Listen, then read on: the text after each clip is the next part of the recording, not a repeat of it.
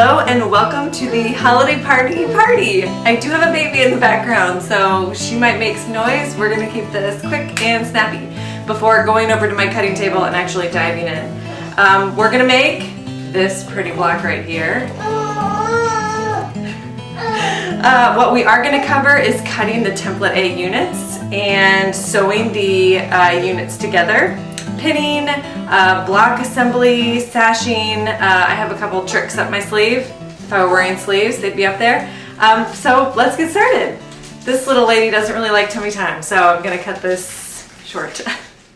So first things first, we are going to cut our template A pieces to make our template A units. And you know, the other cutting is just squares and strips, and I think you can probably figure that out based on the cutting charts in the pattern.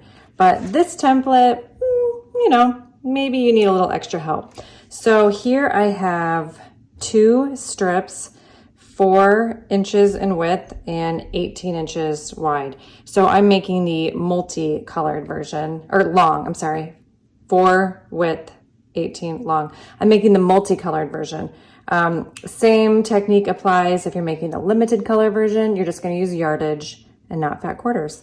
So I printed off, actually, I just took a piece of paper and I stuck it to my computer screen and I traced it at 100%. I made sure it wasn't too big, too small. Anyway, and you know, the way you can measure that is this point to this little corner is 6 inches. It's supposed to be 4 inches wide, just like our strip. And then this little section, this little height is 2 inches. So you can make this template yourself, or you can print it off, or, you know, I'm actually gonna show you a technique where you don't have to even use a template at all. So in the pattern, I show you how to lay it out. So you have one right side up, and then you flip it, and you have one down, and then you flip it, and on that edge, and then you cut. So with each strip, you get 4. And then if you have a printed fabric, you wanna flip it, so it's the mirror version of that. So you have this, and then you flip it, then you have this, just to visualize that. Another way, if you can take or leave any of these little ideas, is that you can get 2 of these template A pieces from one 8-inch, 4 by 8-inch piece. So here's what I'm gonna do, just to show you what I'm talking about. I'm going to trim off the bottom of my strips.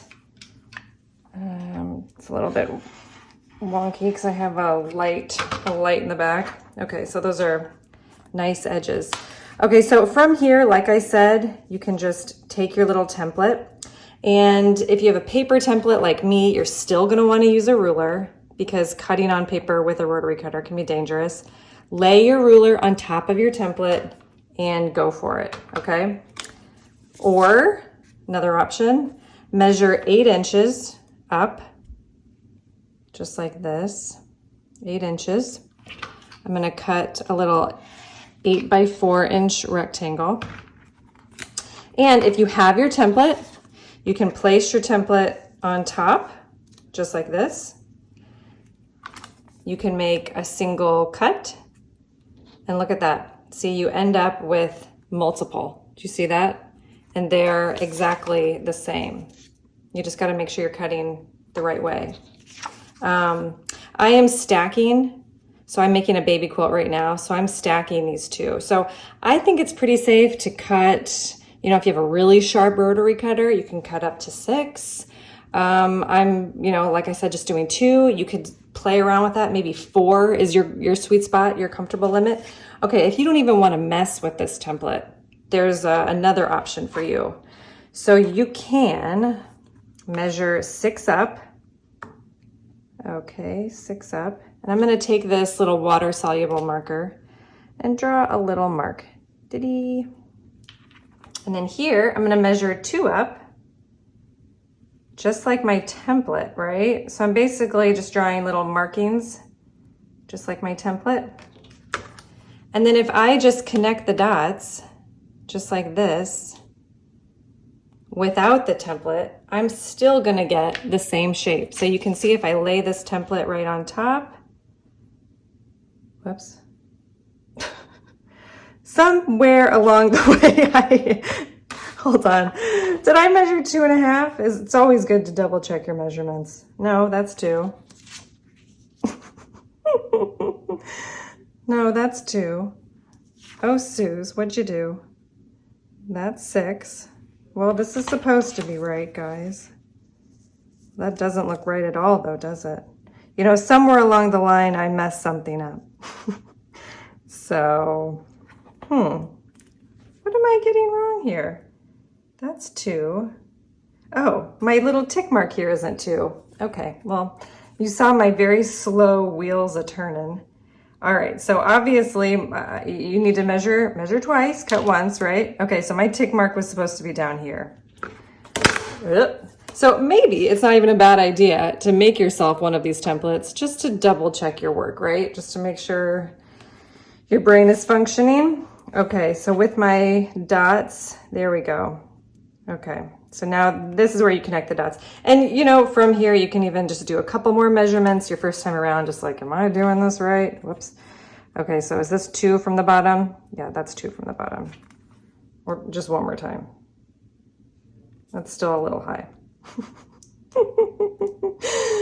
Oh my goodness, okay. Well, you know, if it's not perfect, it's not perfect, and it really doesn't matter that much because this unit, after it all gets sewn together, gets trimmed pretty drastically. So there's some wiggle room. Don't fret. Don't fret. All right. Oh, here, how about I just make a cut?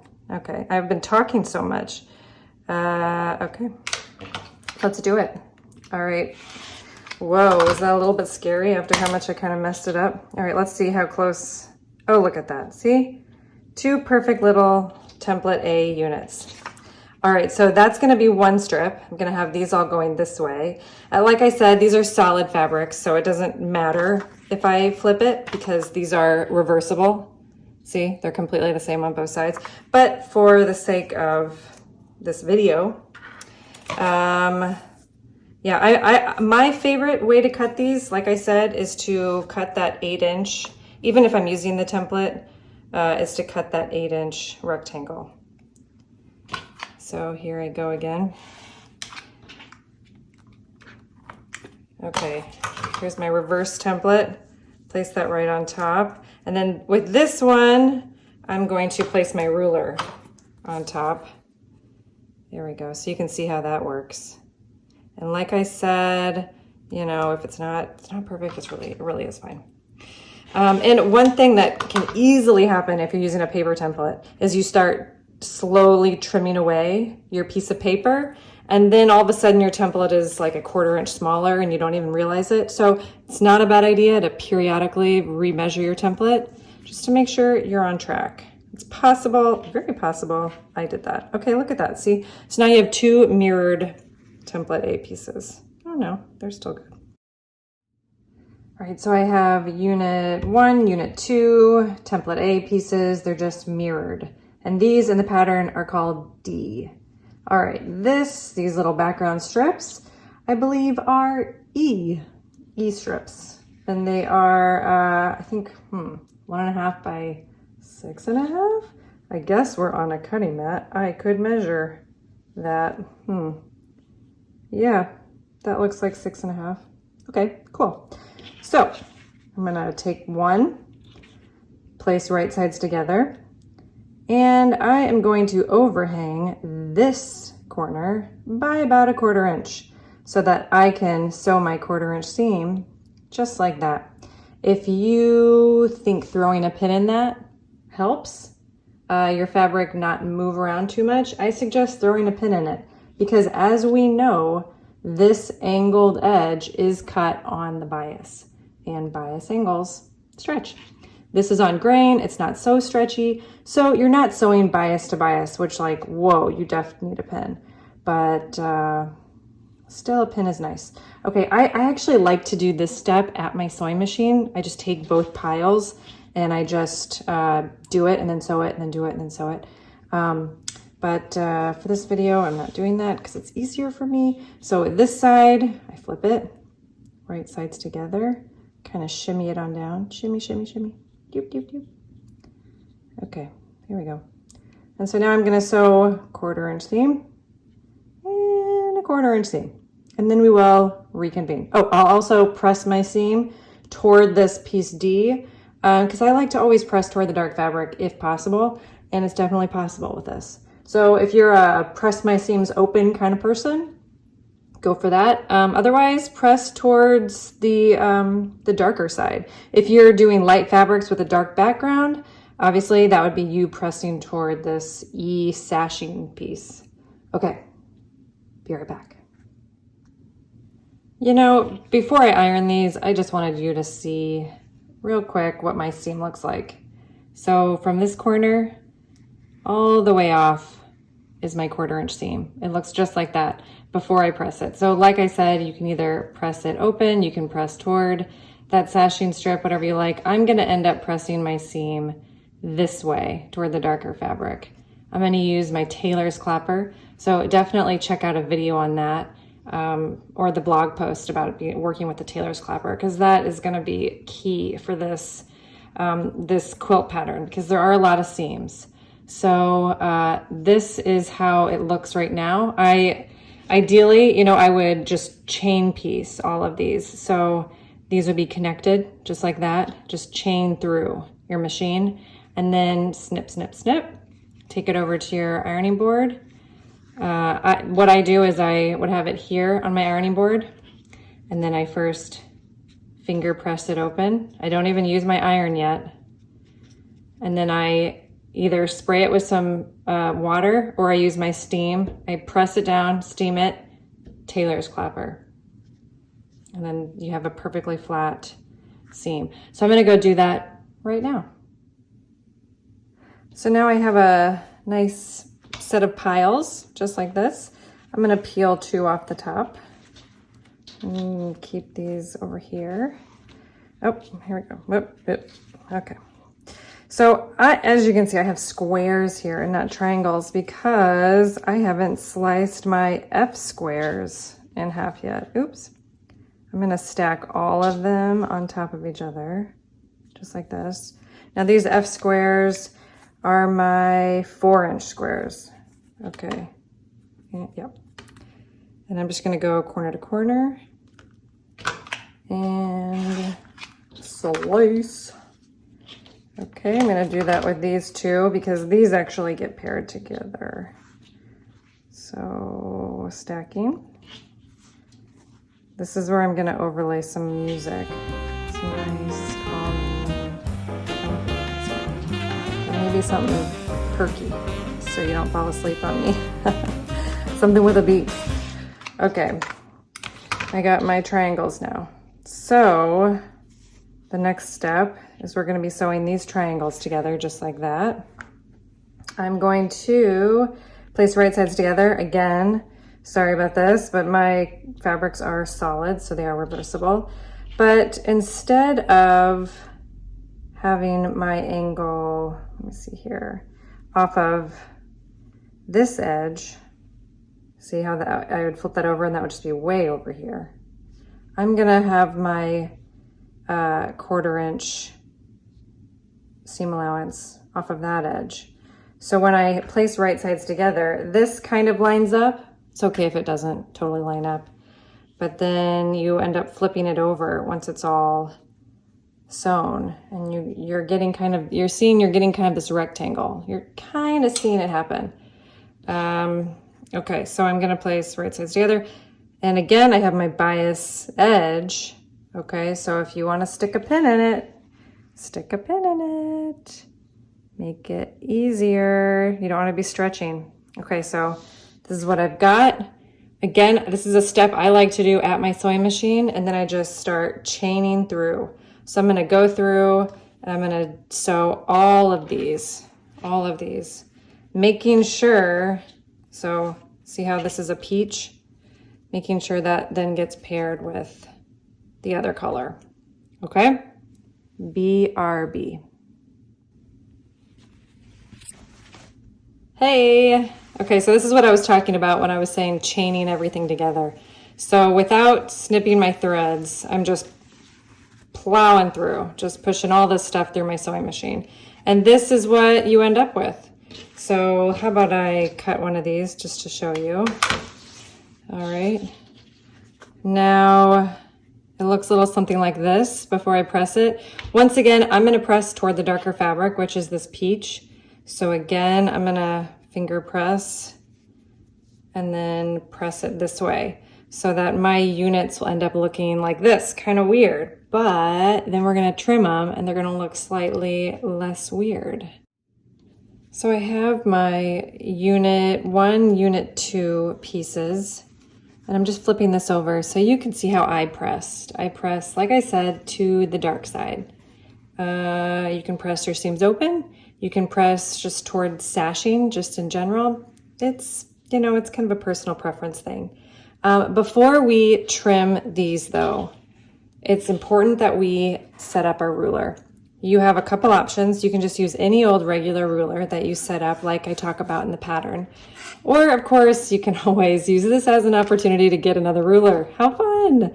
They sell, this is a Creative Grids 6.5 by 3.5 little rectangular ruler. And what do you know? It's perfect for this block. So we'll use that in a second. But first, if you're just going to use a regular ruler, which is totally fine, get out some masking tape or whatever kind of painter's tape or washi tape or whatever, and give yourself some guidelines. It's just going to make this so much easier. So you're going to create your own 6.5 by 3.5 inch ruler. See that? So you're just going to create your own on any old ruler. So I have that with my masking tape. These next dots are very important. I'm gonna bring this up, okay? So you're gonna go up to the 3.25 inch, and it's gonna be a quarter over. 3.25, not 3.5, 3.25, and then a 1/4 inch over, because in quilting we use that 1/4 inch seam, so this is important. Okay, on this side, you're gonna go up to 3.25 and a quarter over. Okay, so instead of using a Sharpie, I just use tiny little pieces of tape.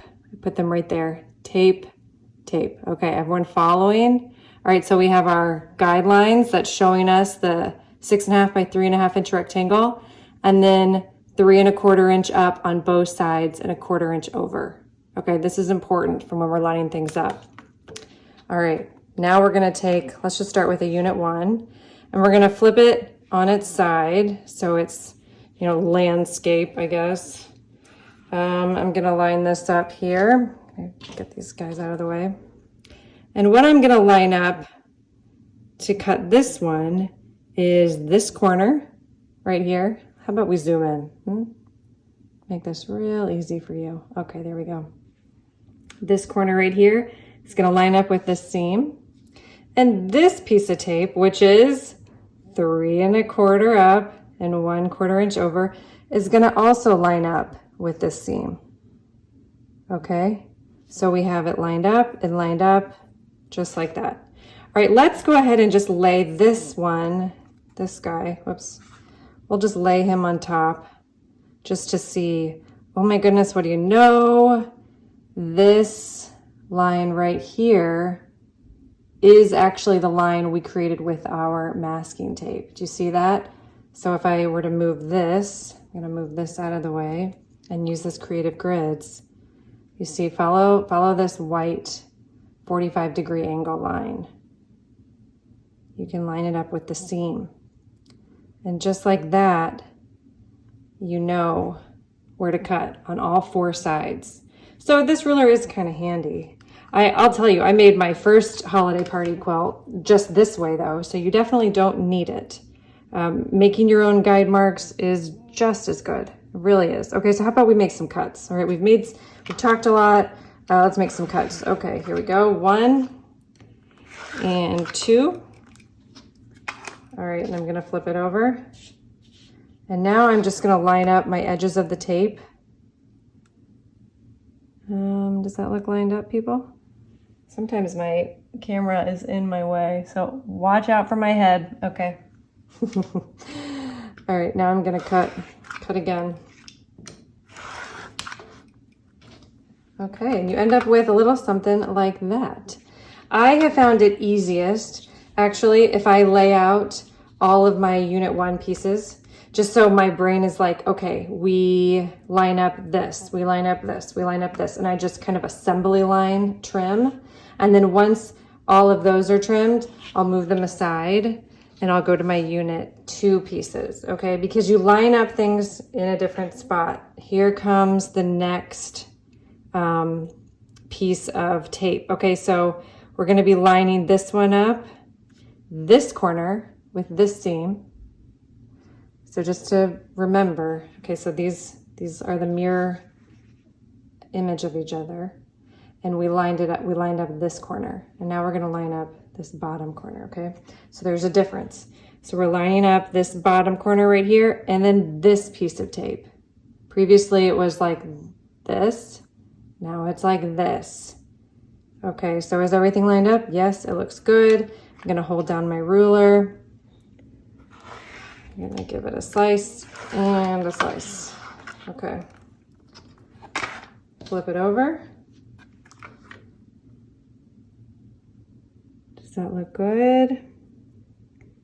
Yes. Slice and slice. There is a bug crawling on me. Ew, gross. Oh, ew. Okay. Ta-da! There's a bug in my sewing studio. Gross. Okay, and this is what you have: your Unit 1 and your Unit 2, and it's really not too hard once you wrap your brain around it. I'm gonna trim these others, and then we're gonna have the makings of a holiday party block, and we'll assemble that together. So here is my block. There is a baby on the floor. So if you hear baby noises, that's what's happening. This one holiday party block is made up of basically 4 little sub blocks that are then sewn together by sashing in this cute little square in the middle. So it's not like imperative you sew things together in the same order as the pattern. For example, you can sew these pieces together first, or you can sew these pieces together first, whatever works best for you. Here are some tips I'm gonna give you. If you are making a baby quilt or a throw, anything of that size, I suggest making at least 2 at a time. So take all of your blocks, lay them out, definitely lay them out. And then once you're like, okay, yes, this is correct, place more blocks on top so that you have at least 2 blocks on top so that you can kind of chain piece. That way you're not doing each individual one every single time. Some people, I never got to this point actually because my brain is pretty fuzzy most of the time, and I pick up projects and put them down. You know, I just sew little bits here and there. But a lot of people who made this quilt told me that they put all of their block pieces down. So if they were making the throw, that would be 16 blocks that they would just stack on top of each other and then chain piece. So for example, they would take this half square triangle and this square, place right sides together, and they would chain piece right here, this 1/4 inch seam, and then the next, and then the next, all from this one pile. And they would have all of these units right here sewn together. Then they'd move on, and then you could take this, flip it right sides together, and sew the 1/4 inch seam. So basically it takes you longer to sew all of these seams, but at the end of it, you have all of your blocks finished and in the same spot at the end, which is really great. And overall, chain piecing is always going to save you time. I highly recommend it. So that's another option. Like I said before, whether you're doing 1 block, 4 blocks, 16 blocks, always, always, always lay them out. Lay them out by your sewing machine, lay them out on a flat surface, whatever it takes, because inevitably you will do something wrong. Actually, right before I filmed this video, I had my color 1 and color 2 switched. It's not a huge deal if I were to sew things like that, you know, whatever.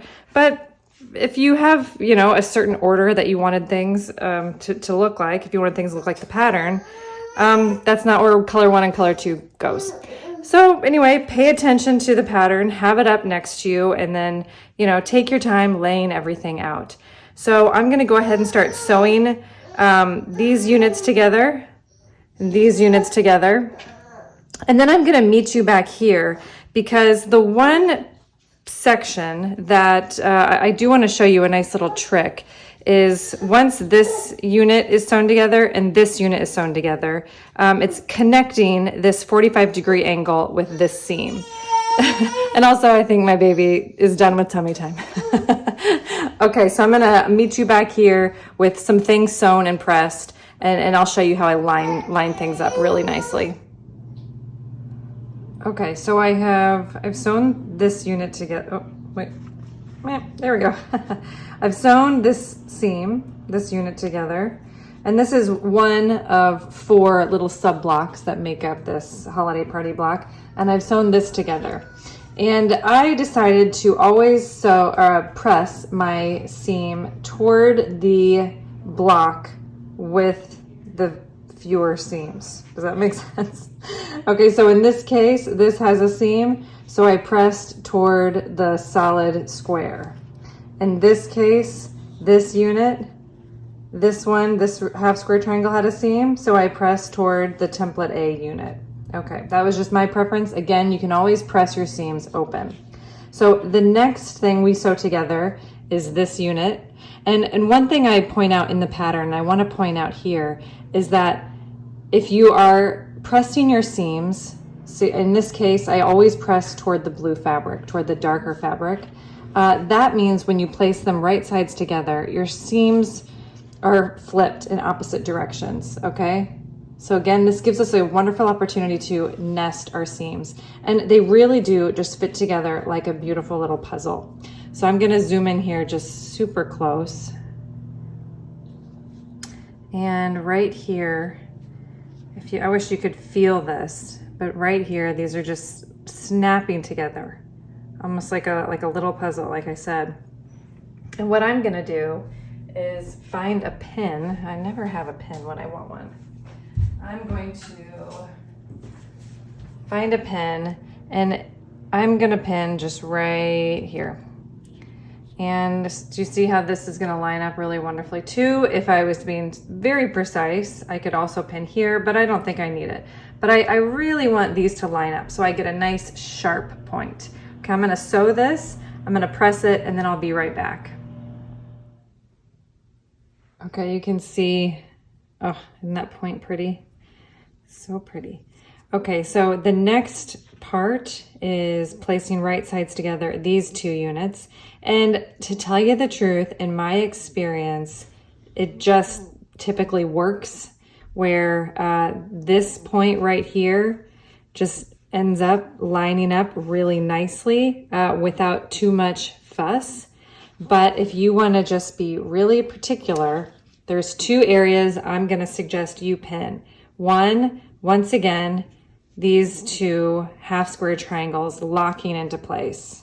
And you know, if you are ironing or pressing your seams, like I said, toward the darker fabric, you'll be able to feel from the top, if you just kind of move them around, you'll be able to feel them locking into place. You don't even have to really look, but you know, of course you can. So feel right there, get them to lock into place, and then I'm just gonna really throw a pin in there. Okay, point number 1. Point number 2, I can either measure or I can eyeball. Now this is when you have to really know, are you sewing a 1/4 inch seam or are you sewing a scant quarter? Because I'm going to measure in, here we go, just a 1/4. I sew a 1/4 inch. So here's a 1/4 inch, my seam. I place a pin, I'm gonna get real close here. I place a pin right at that 1/4 inch, and then I also, I end up eyeballing it because measuring that is just too much work. So then I place my pin just like that. So it's exactly a 1/4 inch here and a 1/4 inch here. I'm making sure that these two things are lining up nicely. Oh my goodness. Are you guys seeing this? It's hard to do with the camera on my face. I'm making sure that these two things are lining up, and then I place a pin in that. And you know, that might take a couple tries of practice for you to really get that, but that's okay. You know, if you're making the throw, you have 16 blocks, and this happens 4 times in every block. So what is 4 times 16? I don't know. There's no way to ever know, right? Okay, I'm gonna take this to my machine. I'm gonna sew the 1/4 inch seam, and then I'm gonna press it, and then I'm gonna come right back. And this time around, it really doesn't make any difference, a huge difference, if you press open or to the side. I am gonna press to the side though, and I'm gonna press again toward the side with the least amount of seams. So that is gonna be this side. Here, I'm gonna zoom out just so you can kind of see what I'm talking about. Okay, so I'm taking this now to my sewing machine. Okay, so I have my sub block in the holiday party block finished. You can see I have a 1/4 inch seam right here, a seam allowance right here, so that when I do sew these blocks of the sashing, that point's gonna hit really nicely. Again, these locked into place, so that's gonna hit really nicely. And guys, should we just, there we go, let's just get right in there. I mean, what can you say? What can you say? All right, again, I got my 1/4 inch seam. So things are looking good. I'm pretty pleased. And now I just have to do that 3 more times, and this block is finished. So we're back. We have 1, 2, 3, 4 of our sub blocks to make our really pretty holiday party block. And all that's left is to sew our sashing pieces together. Here I have them cut. And these are, I believe, 1 1/4 by 9 1/2, because each of these are little 9 1/2 inch squares. So here I am just laying these out. If I ever say a number wrong, like a cut number wrong and it's off, it's because I'm doing this by memory, and sometimes my memory isn't great. So if I'm off or I say something incorrectly, just always reference the pattern. I'll just put that out there in case you're scratching your head like, well, the video says this, the pattern says this. I'm trying to be accurate, but I am doing this all by memory. Okay, so look, you can kind of see what we're gonna have in the end. What I'm gonna do is flip this over, right sides together. And I am definitely gonna throw at least 2 pins in this. It is very tempting to just sew your straight line and think, oh, I'm not nesting any points. I don't need to put pins in this, but this is when it stretches, okay? When you're sewing borders, sashing, when you're sewing your big long strip connecting pieces for backing, that's when fabric really gets distorted. That's when it's really important to pin. So how I like to pin these strips is I line up this edge and I throw a pin in it, and I line up this edge. Sometimes I kind of have to shimmy it around with my finger. I throw a pin in it, and then I'll give it just a little tug like that. And if, you know, my sashing is just kind of bubbly compared to the block, like if the block is just a little bit off due to pressing or cutting or, you know, just not paying attention, I'll just put a 3rd pin in it. You pin as much as you need, okay? No shame in using 7 pins or whatever you need. Totally fine, okay? So now I'm gonna be sewing this one. And you know, a lot of people, they prefer to pin this way so you don't get stabbed by the pokey part of a pin when you're at your machine. That works too. It really doesn't matter. That's the kind of stuff in sewing that just doesn't matter how you do it. It's easier for me to just pin out this way. That's just how I do it. I know it's not always what A lot of people do, professionals do, I don't know, but it's what I do. Okay, and I'm also gonna take this little piece and I'm gonna take this to my sewing machine. I'm also gonna sew that. Okay, one thing I have learned just by doing this is that I'm actually gonna sew in this order. I'm gonna chain piece this first, and then this, and then this. And I do that because if I start with this piece, sometimes the little corner gets kind of eaten up by my machine. It's way easier for this to go second in a chain piecing situation. Yeah, okay. So test that out, see what you think. Write in the comments, or, you know, write wherever in the blog, if you have a similar experience, if you find that, you know, just doing this second in your chain piecing, or even, you know, I also find it makes the seam a little bit stronger because you don't have starting threads, you don't have open threads right here. It's already chained, it's locked together. So just in my experience, that's how I like to sew it. I don't feel the need to pin this because it's only 1 1/4 inch long.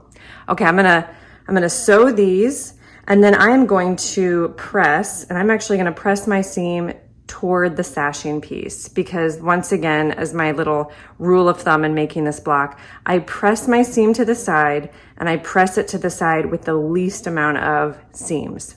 And that's obviously gonna be this sashing strip. Even though it is my lighter fabric, it's just gonna make this whole block much less bulky.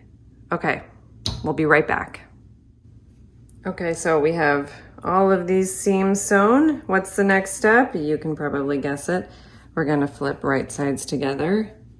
And just like I mentioned before, I'm always pressing toward the sashing piece. So in this sense, or in this block, I'm pressing this direction. Do you see that? Toward the sashing. Again, with this, I'm also pressing toward the sashing, away from this little center square, because when I do end up flipping this right side together, see, this is gonna, let's get real close. Whoa.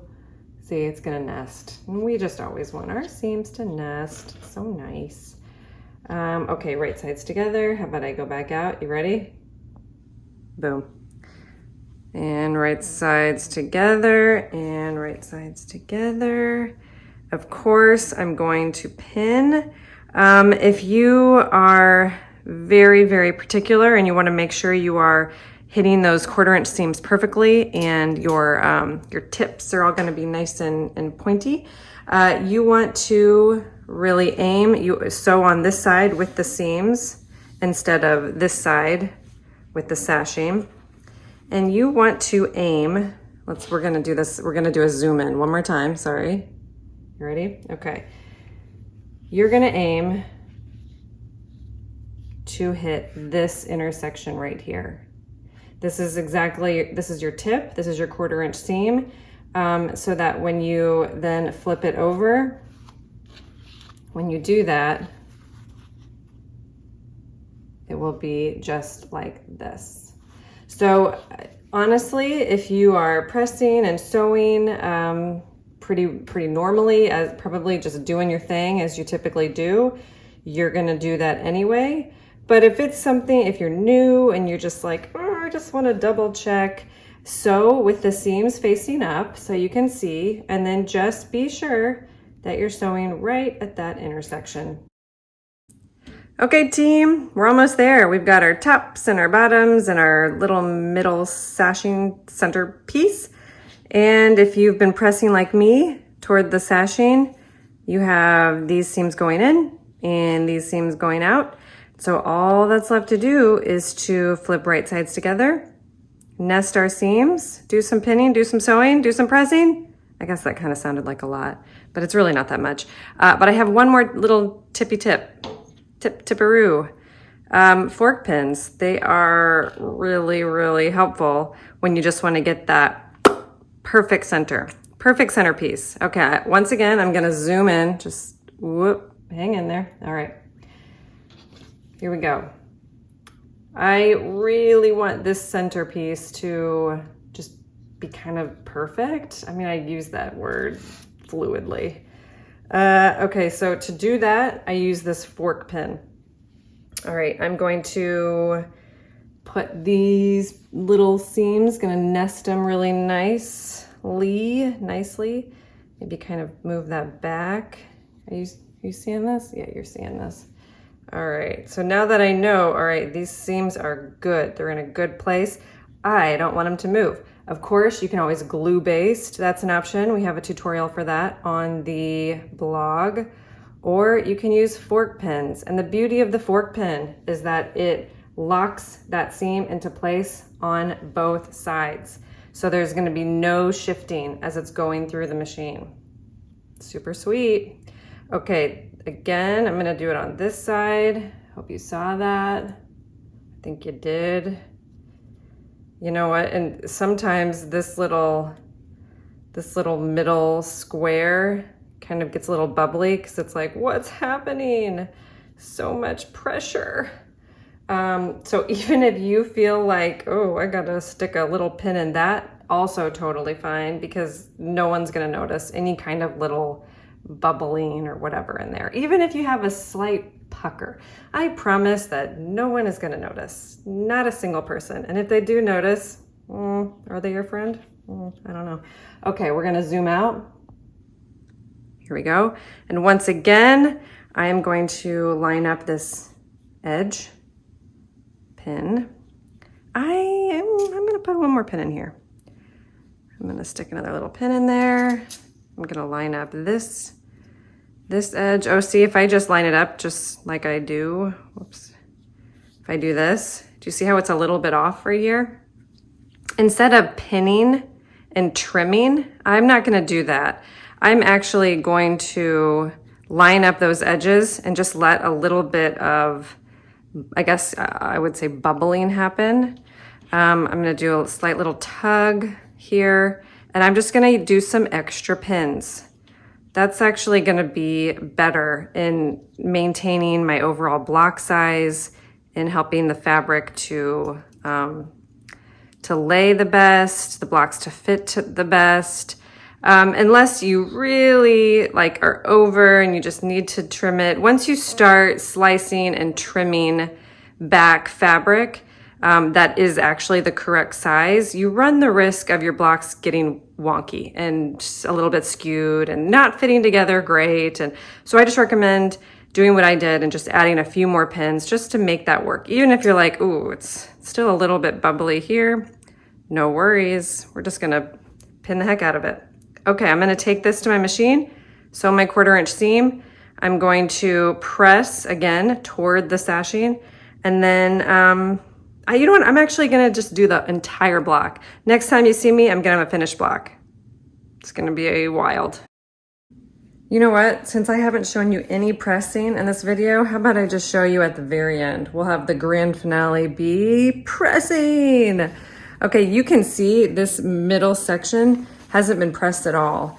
I actually sewed both seams without coming back to my iron and pressing them, just to save a little bit of time. Okay, so what I like to do after sewing both these seams, not pressing, I'll flip it so that it's the wrong side facing up. And I'm actually gonna take my iron and I'm gonna give this side, here, I'll move this down, just a slight tug. I'm not pulling hard.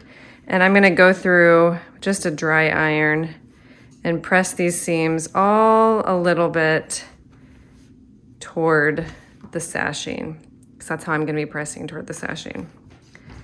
All right, I'm gonna rotate it 180. Do the same thing on the other side. Just give it just a slight little, I'm not yanking, I'm just giving it a little bit of a tug. Just so I'm not gonna be ironing in creases. You don't really wanna iron creases into your quilt.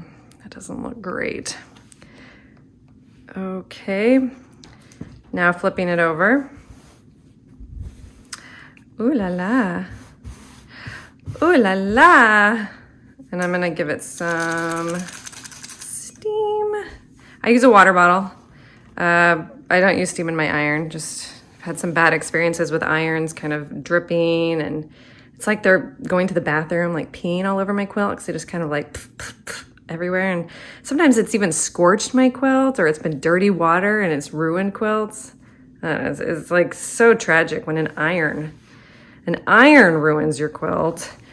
Okay, and I'm gonna put the clapper right there, and you don't have to press. You honestly, like when I'm really going for it, I'll just leave a clapper right there. I actually have a few clappers, so I'll just like clap, clap, clap, and I'll just let them rest and hang. Okay, I'm gonna give it just a slight little tuggy tug again. See, again, I really don't even need the pressure of my hand. I can do that, but you don't like need it. Okay. But you can see, do you see how accurately those fork pins worked for me? Here, I'm gonna really zoom in there. Whoa! Oh my. Oh my. Looks good. Okay, ready to zoom back out? Whew. And there we have it, folks. We have our finished holiday party block. Now go treat yourself to something fun. Maybe get yourself a little present. Or maybe these blocks are the present. Aww. I hope you found that tutorial helpful and you ended up with a beautiful holiday party quilt block. Thanks for joining me. Bye. Bye.